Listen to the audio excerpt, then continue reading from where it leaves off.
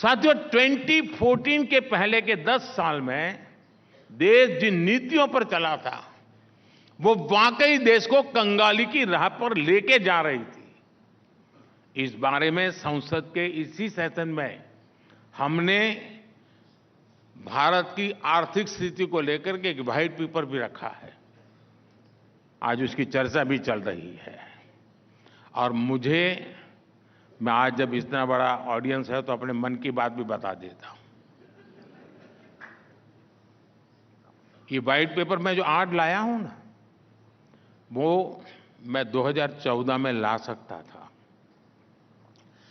राजनीतिक स्वार्थ अगर मुझे साधना होता तो वो आंकड़े मैं 10 साल पहले देश के सामने रख देता। लेकिन 2014 में जो चीजें जब मेरे सामने आई, मैं चौंक गया था। अर्थव्यवस्था हर प्रकार से बहुत गंभीर स्थिति में थी। घोटाले और पॉलिसी पैरालिसिस को लेकर पहले ही दुनिया भर के निवेशकों में घोर निराशा व्यापी थी। अगर मैं इन चीजों को उस समय खोल देता,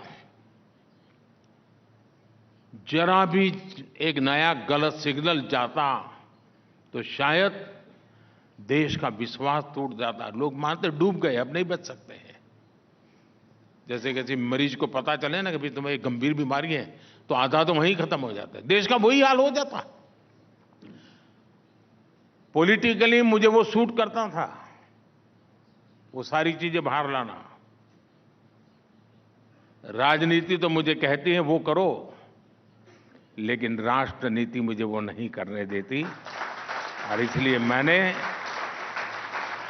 राजनीति का रास्ता छोड़ा, राष्ट्रनीति का रास्ता चुना।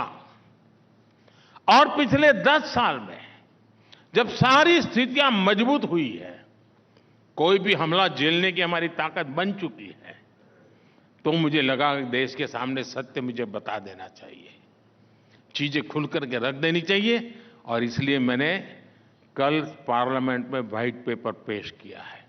उसको देखोगे तो पता चलेगा हम कहां थे